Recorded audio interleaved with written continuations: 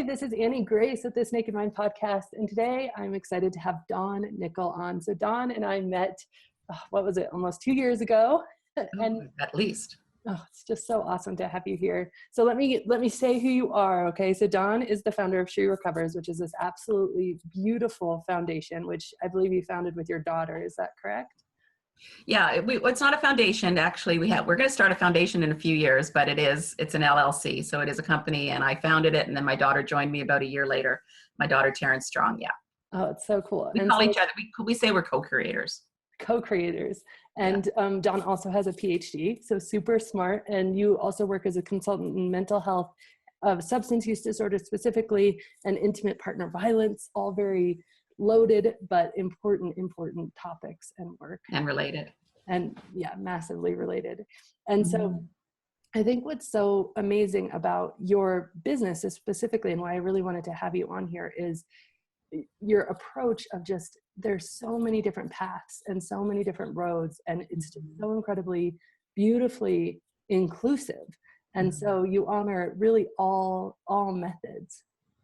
Oh, absolutely. I mean, that's foundational, I guess. And the premise for that, I think, was, as a woman in recovery from substance use disorder for now 30 years, about 6 years ago, kind of what tipped us over into the She Recover thing that's going on is about, what is the year, 2018? It's February 2011. It's 7 years now. I've been saying 6 years for so long, but 7 years ago, I hit the wall with workaholism.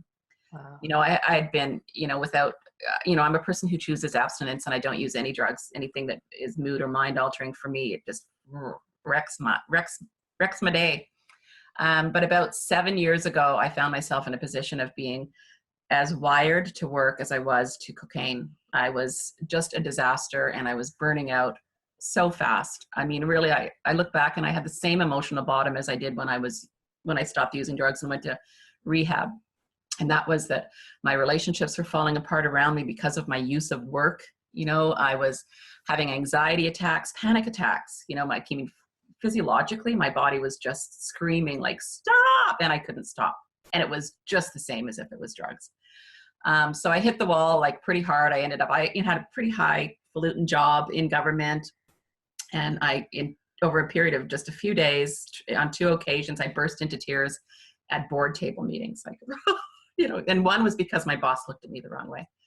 So yeah, there was a problem. And so the second time that happened, I drove home and I actually don't remember driving home, but what I remember is pulling into my driveway and realizing that I had no recollection whatsoever of having driven home. And I could not even piece together the day that it just happened. I didn't know what day it was. I looked and I saw that I was dressed. I must have just come from work, because I didn't wear things like that just around the house or out in public.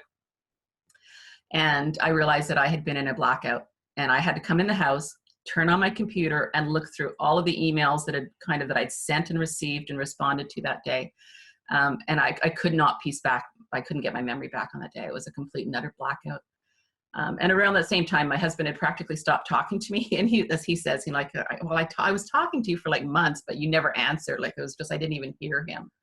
And my daughters, who had moved here to Victoria, BC, where we live, in order to be with me, because when I moved here, I had cancer, and, they thought I was going to die. So they moved here to be with me. And then over the next 5 years, I was just so enthralled with my work, and so using it to escape some other stuff that had happened in my life, that they were saying things like, why did we move here? Like, we saw you more when we lived 1,200 miles away. Like, what's going on here?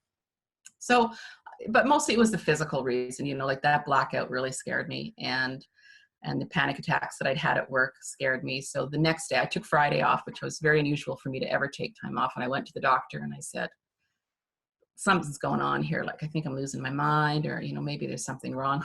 Like, I thought I had some sort of disease, and maybe it was like sudden onset of Alzheimer's. I didn't know. And of course, she just kind of talked me through it and said, well, you're killing yourself with work, and you're going to need to take some time off. And I said, okay, well, I took today off. And she laughed and said, yeah, no, like, we're probably talking a little longer than that. And I said, like, 2 days, 3 days, what? Anyway, I stayed off for 4 months. And in that time, I started to blog. I started a blog called Recovering Dawn.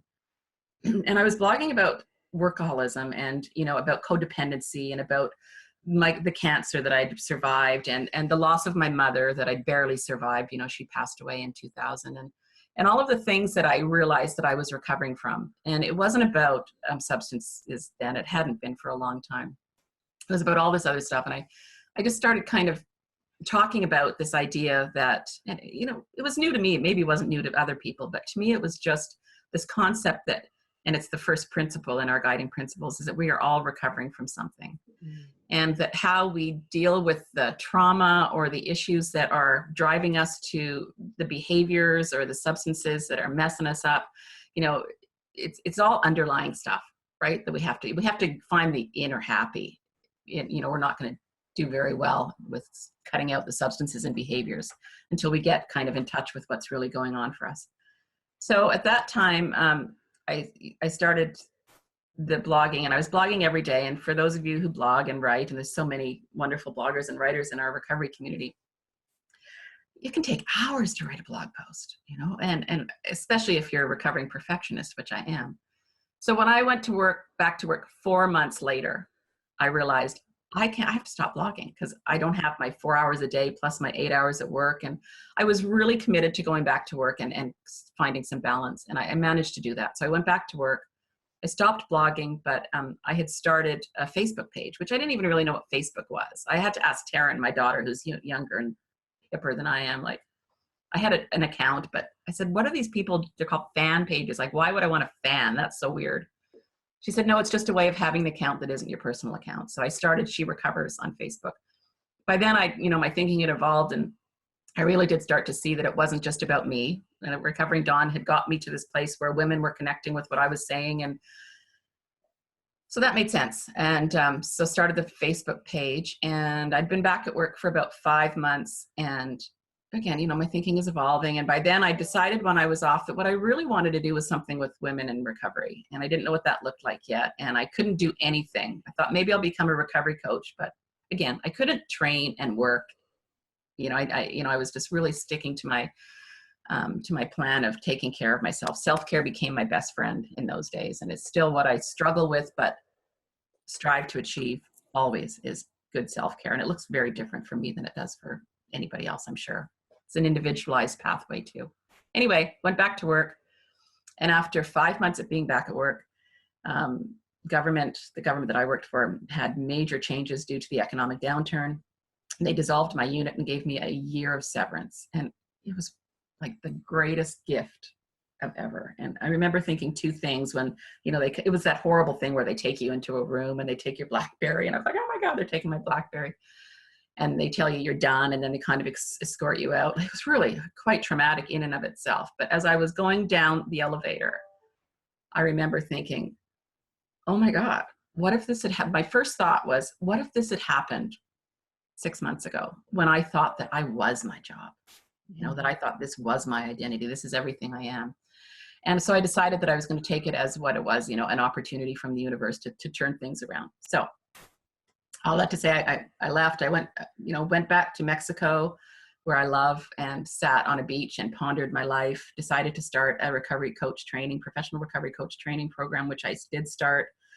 And at that same time, a good friend of ours, Sharon Lee, had moved down to the Mayan Riviera, and Taryn had completed some recovery yoga. And we just got this idea to start a retreat for women in recovery. And by then, I kind of, I still had these loose concepts around what She Recovers was. It was a Facebook page, and now it was going to be a retreat, and that's all it was.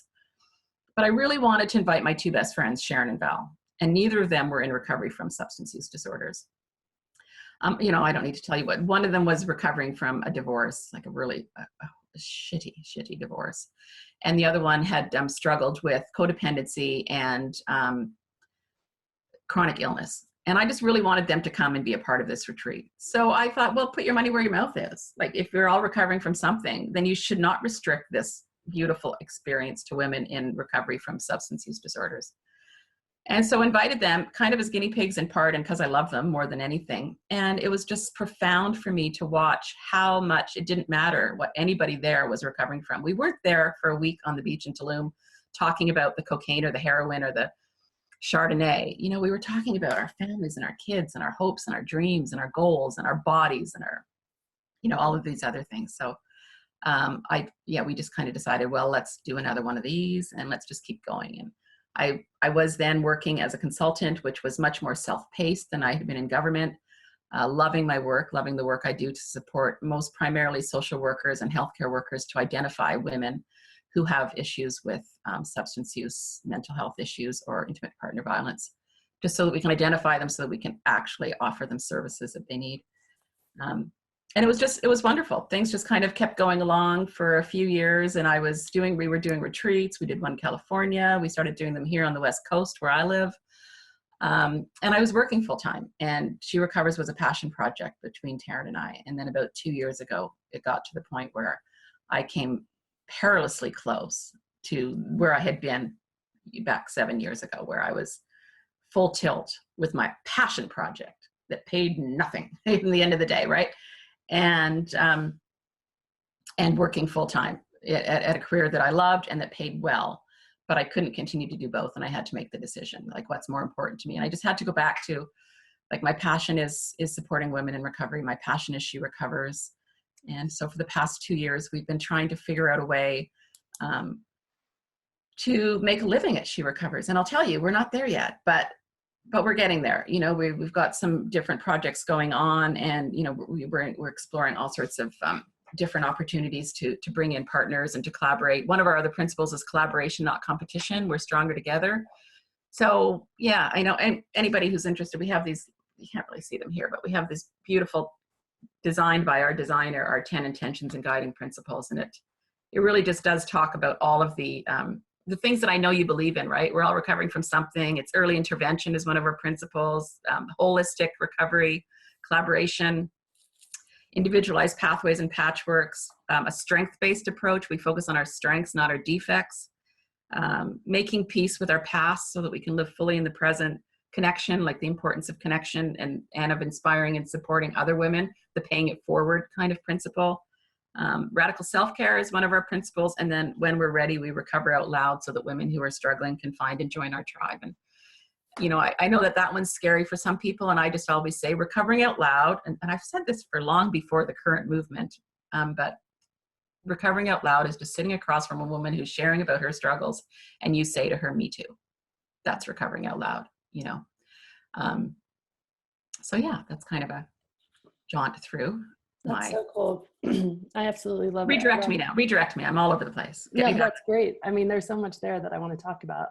First of all, I just was really, you know, when we were first talking, you were really in the throes of developing those guiding principles, and you knew what they were in your heart. And now you put them to paper, and we'll put them in the blog post for this episode, because I think that they're so beautiful. And I think that you've just, it really resonates so much with people.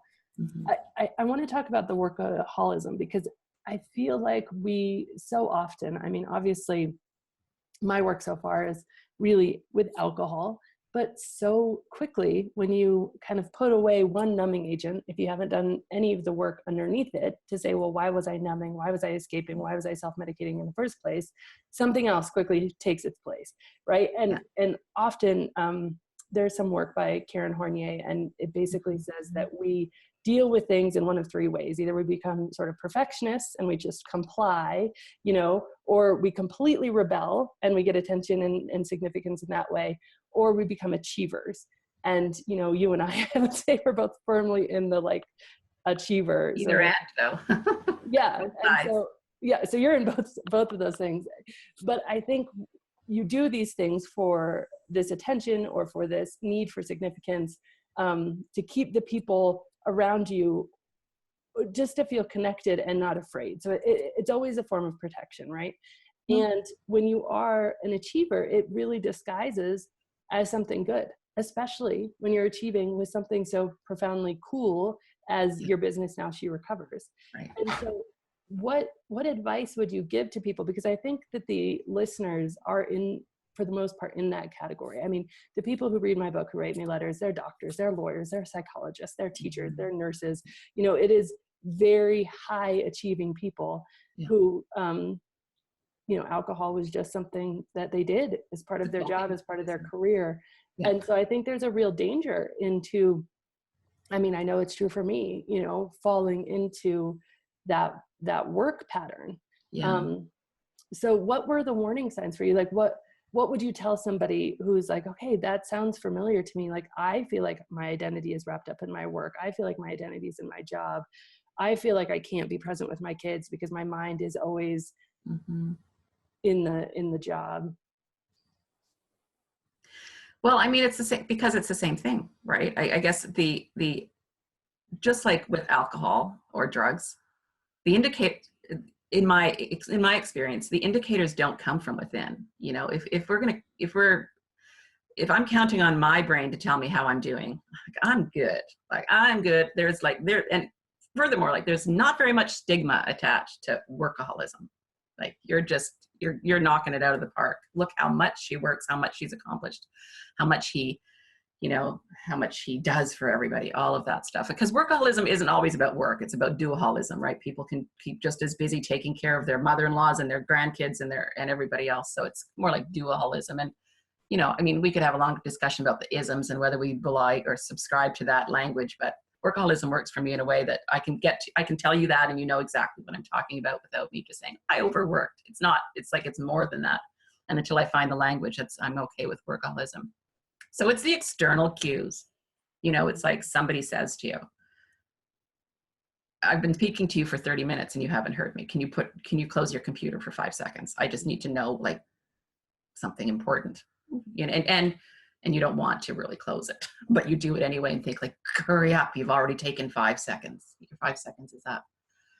It's physiological. It's the brain, right? It's like, I honestly think that my tendency toward workaholism is so tied to that adrenaline seeking. Like, I want to know. And like deadlines, oh my God, bring them on.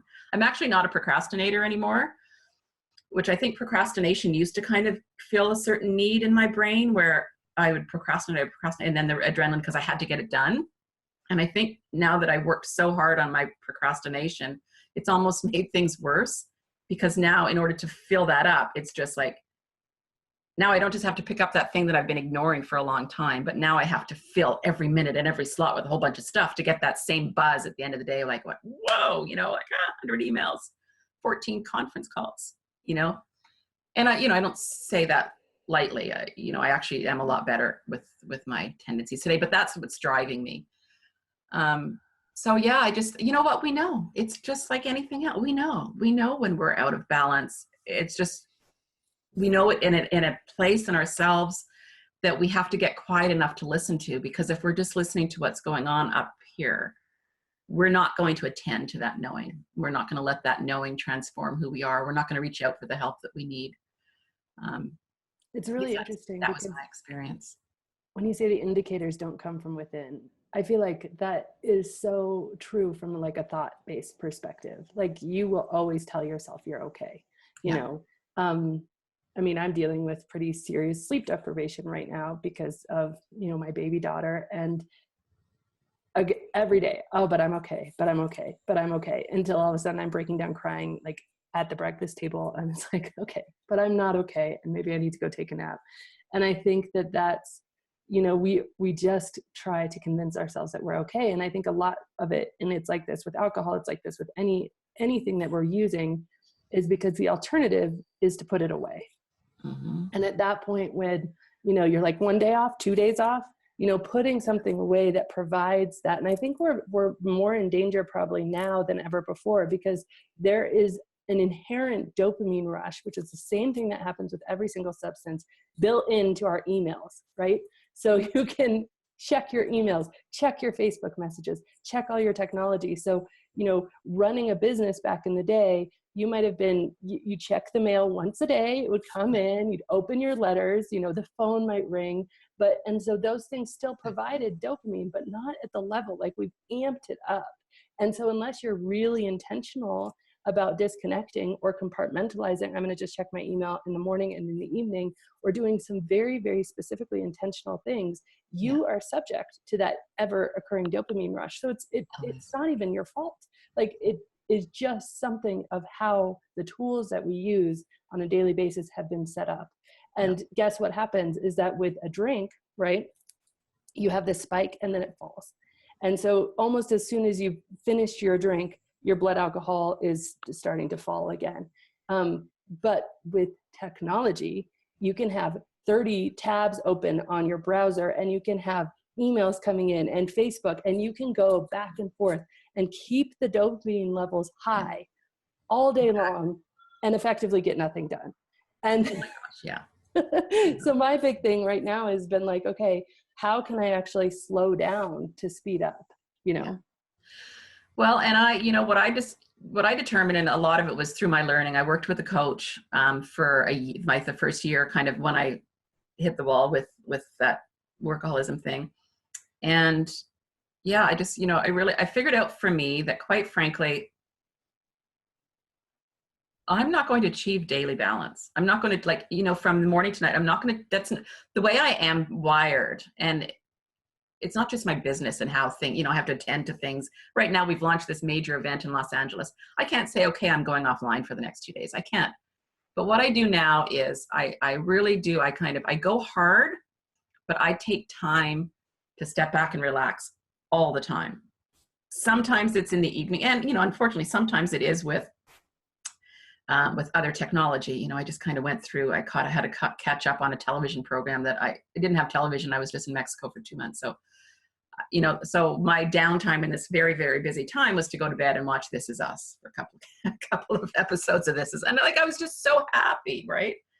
The other thing that I've done a lot of since I've been home and really busy is I have grandchildren, and I really, really try to be present with them. My granddaughter came for 2.5 days 2 full days, and then 1 overnight. And I was like present to her and for her. That was my purpose. I was not working during those times. I wasn't even checking my email. But then I put her to bed and I worked for the next 4 hours until midnight, so the balance that I find is it's kind of just, it's over a period of time. And that's what works for me. I go to Mexico. We go for a couple of months of the year. I work from there, but in much more moderated work days. We have retreats. The idea of balance, by the way, can we just talk about that for a second? Because I have been told my whole life, well, you need to achieve some sort of work-life balance. And I just really recently was reading this book called The One Thing, which, by the way, is a great book if anybody hasn't read it. And it just shoots that idea of balance. And it's so obvious when you think about it, but nothing amazing was ever actually achieved through balance. It's really through moments of really peak creativity and then rest. So it's through a cadence of different activities, like you're talking about, like this time with my granddaughter, and then this time at work, and then this time with, on the beach, and then this time, not through trying to balance it. Because guess what balance means? Balance means there isn't passion. There isn't the severe ups and downs. I mean, Thomas Edison, you think that was balance? 10,000 tries to turn on that wasn't balance. Was anything Einstein did balanced? No, of course not. These are not balanced people.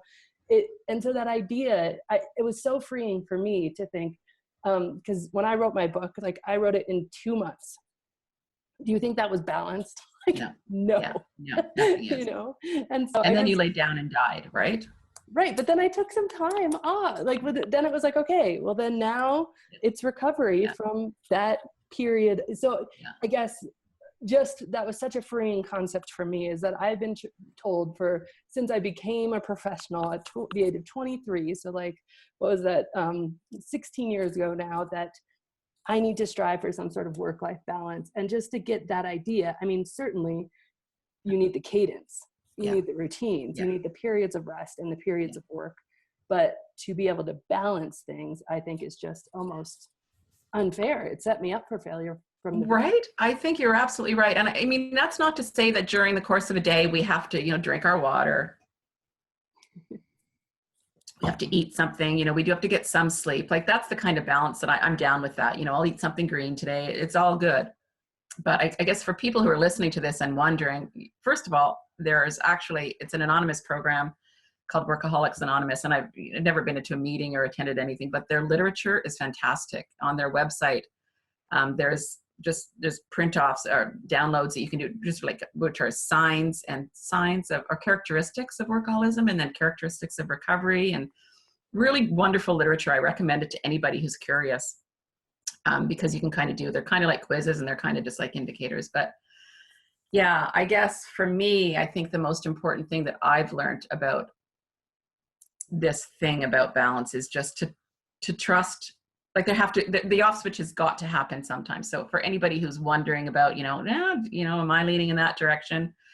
The simplest question is to ask is like, when was the last time you had an uninterrupted period of time focusing away from work? And if it hasn't, I know some professionals who, I would never call anybody a workaholic any more than I would tell somebody that has substance use disorder. That's not my business to do that. But I do know people, and I observe and reflect on where they're at in their life, and they're where I was. And like anything else, until you start exploring those questions for yourself, you're not going to address them. You're just going to keep doing it. And so I think it does come down to often these external cues that save our lives. If my husband was pretty, I don't think he was close to leaving me or anything, but like, he was just so done with me. He was like, whatever, she's just doing her thing. And my kids, that really broke my heart to hear my daughters say, like, every time we ask you to do something with us, it's no, I'm working. And that's been going on for 4 years, Mother. Like, why are we here? It's so interesting because it's almost as if alcohol in some ways provided the balance to that I didn't notice at the time, right? Because you could go to happy hour after work and you were turning it off and you were relaxing. And, so that period of drinking was seen as the counterbalance to the frenetic working. Right. But really, like, okay, you were there talking about work. I was there talking about work, right? But in my mind, that was my turnoff period. Yeah. And then when you stop drinking, this vacuum opens. Guess what else provides a huge amount of dopamine, keeps you at this highly stimulated, makes you feel like you're in momentum and moving forward and contributing and giving, which is these feelings that we want to have anyway. Well, it's work, so it's such a logical thing. And then if you make the space where you were drinking, you can be really filled up with this thought of like, well, what's missing? What's happening? Well, this is really uncomfortable. I was recently listening to a talk, and this guy was talking about like solitude, right? And he was talking about how somebody had said it was such a good idea to just have time where you're just alone with just a journal or your thoughts, and you're just no electronics, nothing, because we're all alone a lot. We're all alone a lot, but we're very rarely in solitude. We're often engaging, whether it's with a book or with a device or whatever it is. And so he was like, so I got this idea and I was going to do an hour a week of just solitude, and that was going to be great. And that hour a week was like literally my skin on fire. Like, it was so horrible. And so he ended up running into this monk, and he's like, okay, they must know something about solitude, right? So he goes and he talks to this monk, and he's like, so I've been doing this hour a week. Everybody says solitude's the key. Like, what's happening to me? And the monk said, oh, so you're pretty busy and you probably feel like you're relatively important in your work. And he's like, yeah, I guess so. And he's like, you need to detox.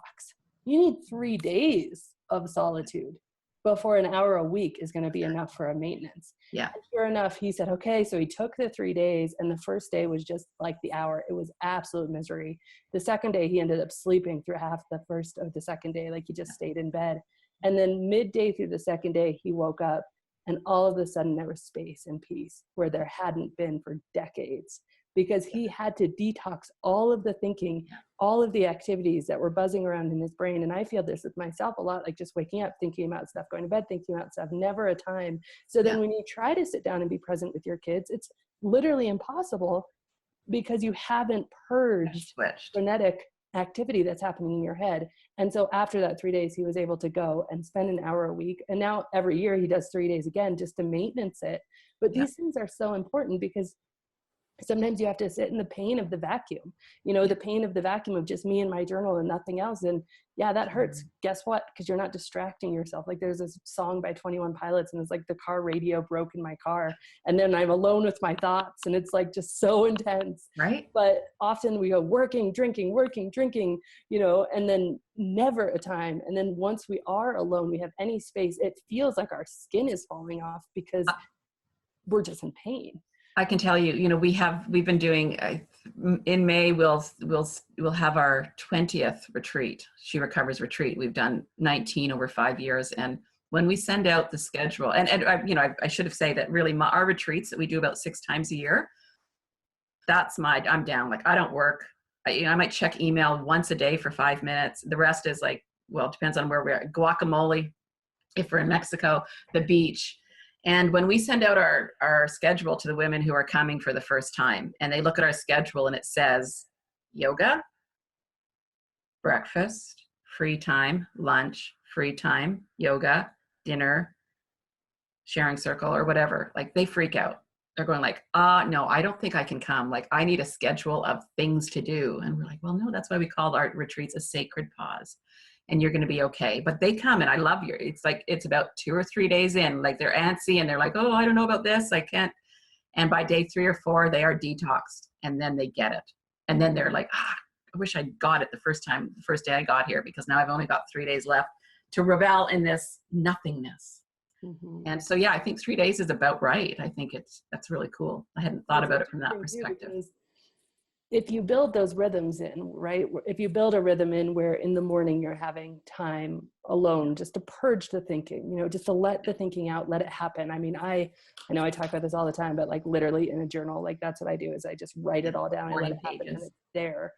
And then once a week on the weekend, I try to lose my phone all weekend, but definitely on one day, very intentionally, it is like try very hard to completely disconnect and from anything related to anything besides being present with my family.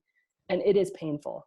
And I think it is, if a week or two goes by where I'm traveling over the weekends or something else is happening, that week, that day is more painful than it was before. But as soon as you get in the rhythm and the cadence, then that day becomes the most precious day.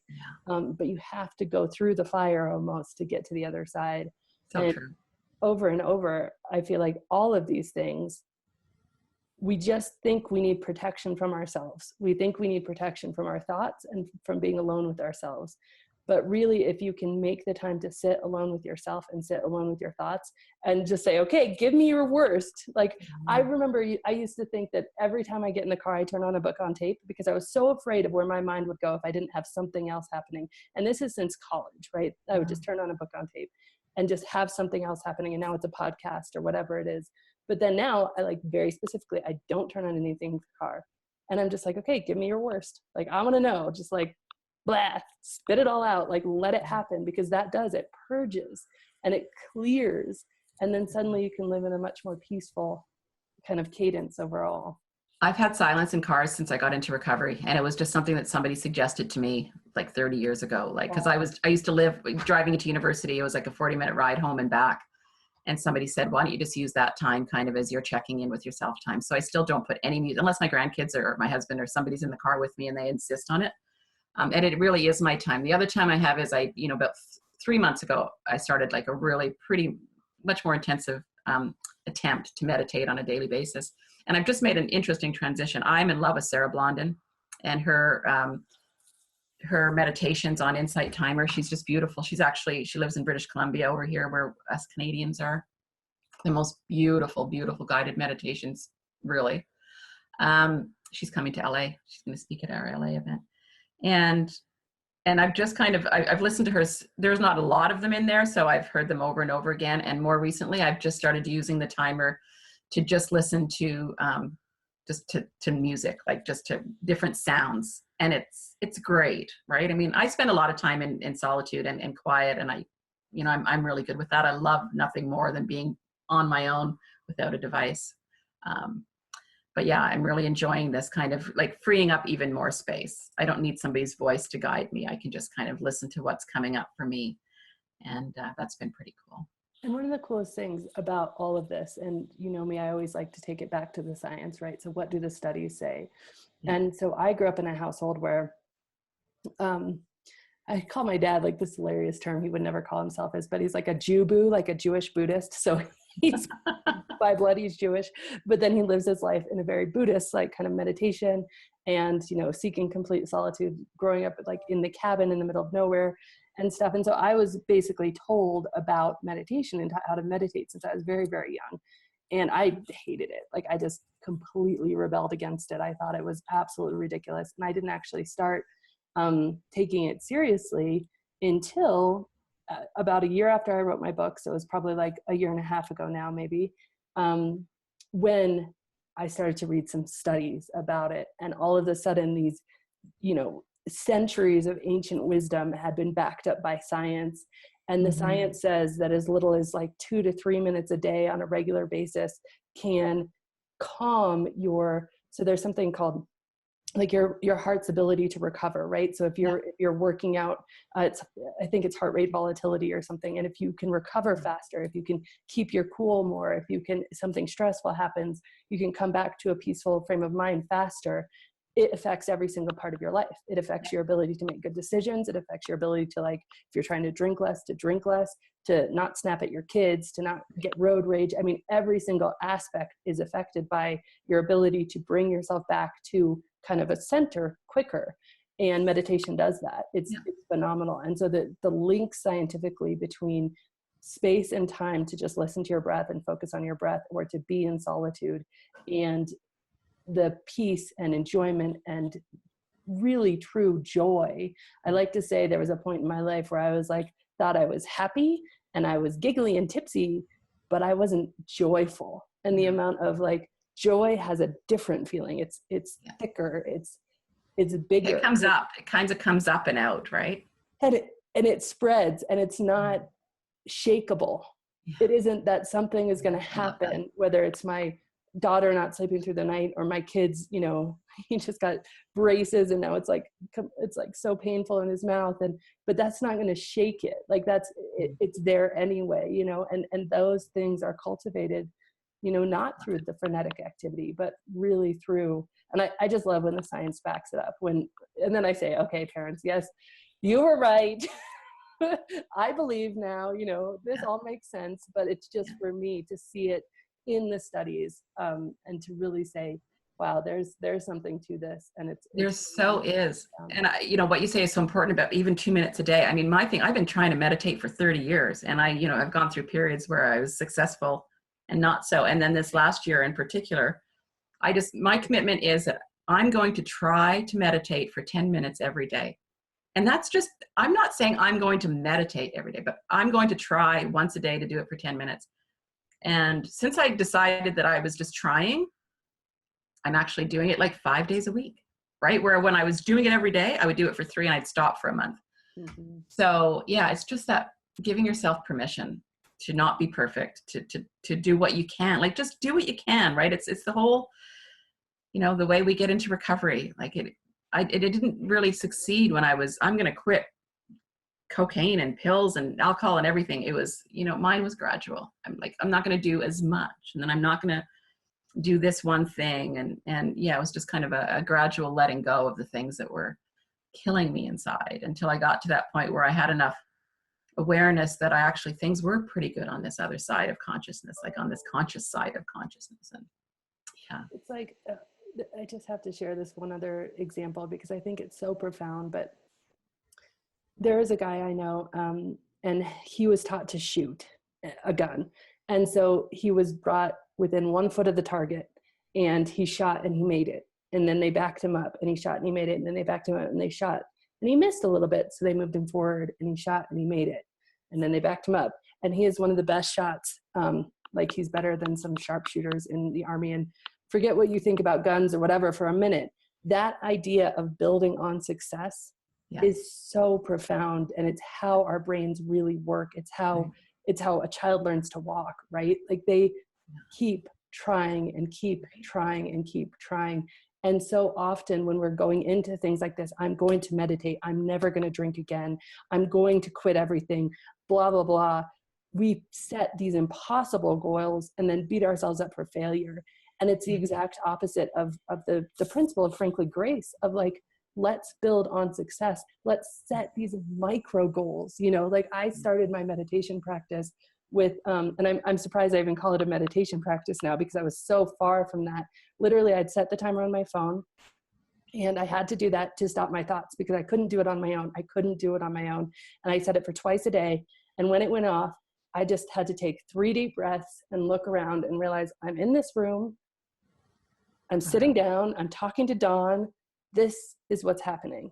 And that was it. And then all of a sudden it was like, oh, I really like that. That tiny little pause for 15 seconds built into something really magnificent, where now, like, if I can get a half an hour to myself to just sit Like, I'm so stoked about that, especially with the crazy kids and everything. But before, that would terrify me. I was the person who had to put the podcast on every single time I was alone for 3 seconds because I couldn't handle my own dialogue. And so, but that idea, that principle of building on success is just not what we teach. We teach set these impossible goals and then beat yourself up when you fail. And it's you feeling the benefit. I mean, once you start to feel the benefit, I often reflect on, we have like a huge online community. I know you have a large following as well. And women who are talking about, like, they're still in their life and they're still like, they're sober, they're not drinking, but they're in a drinking culture, and, they're all of their, everybody drinks in all of their circles at all of their social events.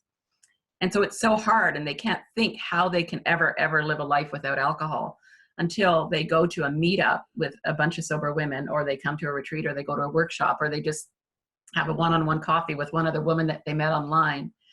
And then that experience lights up their brain into the possibility of, oh, I can feel like this. I can have this amazing exchange, or this amazing day, or this amazing couple of days. And like, I'm leaving so wired on the possibility that I could actually do something without alcohol. And then they, do something a little bit more on that. I see it all the time, with women who I meet, who they haven't yet had that brain experience of feeling I just like to say, feeling the possibility of recovery. They just haven't had it yet. And once they have it, then they want it more. And that doesn't mean that they don't go home and smoke a joint or have a drink or whatever, but it just sets that, like, okay, like, I have that glimpse into another way of being. And there's nothing that changes your mind, your unconscious beliefs, more than your own experience. Yeah. So if you set those micro commitments, if you allow yourself to do one night out without a drink, right? And just see what it's like. And you go into it with this experimental mindset instead of this mindset of, oh, but this is going to be miserable because I'm not drinking, which will guarantee it will be miserable. All of a sudden you allow yourself that experience, and then you have this possibility. And it's like the same with, the building on success, that micro commitment. Guess what? It feels good to hit the target. It feels really good to hit the target. And you're like, okay, maybe I want to hit the target twice. Maybe I want to move back and hit a longer target. Maybe I want to do a whole week. And that idea is just so foundational to how our brains actually learn, that it's just amazing. Don, I love micro commitment. I love the concept of micro commitment. That's beautiful. It's so cool. And it's just building on wins, just build on your wins and just do not tolerate. Focusing on our strengths, not our defects. Yeah. You know what? No broken people. I didn't do heroin today. Awesome. I smoked a lot of pot. It's good. It's a good day. It's so cool because I was just, similar to what you did with your guiding principles and stuff. I've been really kind of thinking a little bit about stuff like that. And one of my big ones is just that, there are no broken people. Like, there just aren't, and I think that we just need to show ourselves how we're not broken. And this is one of those ways, by building on the things we know we can do and being successful with those, instead of setting these goals that are going to make any human feel like they're broken because the goals are impossible. But anyway, I have 2 more questions for you because oh my goodness, I'm taking your whole day here. No, this is so awesome. So first of all, where can people find you? And, if they're interested in these retreats or they're interested in your LA event, like, where can people go? Well, everything is on our website at this moment. So www.sherecovers.co, not .com, long story. And on there that you will find, we have a reading room where your book is on there, but I need to update it to the newest version with the new cover. So I'll be doing that today. We have a page of free resources, and I'm going to add the podcast, which, as I said to you earlier, I didn't even know you were doing a podcast. So there's free resources on there. You can find a link to under About, there's information about who we are and also our philosophy, which is just basically this at this time. The retreats are on there. Most of the 2018 retreats are full, but we do have a few spots in a couple of them. The LA event is, we're doing She Recovers in LA. We did She Recovers in New York City in May, and we had 500 women, and keynote speakers were Marianne Williamson and Glennon Doyle and Gabby Bernstein and Elizabeth Vargas. And we had, a sober blogger team there. And it was wonderful. It was in the Conrad Hotel in New York City. We decided we need to do it again. So September 14th to 16th, we're going to LA. We've booked the Beverly Hilton Hotel. Cheryl Strayed is one of our keynotes. We're just signing contracts, so we haven't actually announced all of the others. We have room for, we're selling 500 registrations. We've sold 200 in a week. And it's just going to be a remarkable time. I think, Sarah Blondin's going to be there. Amy Dresner is going to be there. Biette Simkin. Oh my gosh, Tara Moore. So Tara Moore, I don't know if any of you are familiar with Tara Moore's Playing Big. It's just everybody in recovery should read this book. It's pretty amazing. So we're just finalizing some other speakers. It's going to be great. It's just really, it's going to be about celebration and conversation. And I think we'll end off the weekend with a call to action to everybody to kind of how can we go away and on two levels, both as individuals continue on our healing journey, but also, how are we going to help other women find what we found? So cool. Because we do retreats in Mexico, we were in Bali this year. We're obviously hitting a segment of the market that can afford to do the types of things that we host. We have workshops. We're going to San Francisco in 2 weeks. We've done them in LA and Seattle. And what we're really looking for now is we're just really trying to kind of create a supportive system with some partnerships with the nonprofit and others where we can make our offerings accessible to more women. We get that not everybody can afford to go to Mexico or even come to a workshop in San Francisco. San Francisco is the most expensive place on earth. Who knew? So this next year is really about increasing diversity and accessibility to women. We started a secret Facebook page on Sunday, just because a group that is closing, and there's a couple of groups have kind of sprung up out of this closing. We planned for, oh my gosh, for years people have been asking us to have a secret Facebook group for She Recovers, and I was members of these other groups. I felt no need. I felt like everybody was just taking care of women looking for that type of more private sharing and supporting. But yeah, it was time, and we had decided we were going to do it January 1st, but I was in Mexico, so it never got done. And we launched it the other day, and so we've got several hundred women in there supporting and connecting and empowering each other. Yeah, and we're going to actually, a little bit different maybe than some of the other groups is we have this like a daily thing where a prompt. So we've got like Mindful Monday, and I think Tuesday is about books. So this will be timely for that. And Wednesday is Wellness Wednesday. We want to focus on body. Thursday is Share Your Thing Thursday. Just people, all sorts of people have gifts that we want to hear about. Friday is Where You From Friday, because we want people to be able to connect geographically. Saturday is Share Your Wins, because we're all about strength-based approaches. And so how do people find that group to join? Yeah, that's the harder one right now. You have to friend Dorothy Ray, Dorothy Ray, Rae.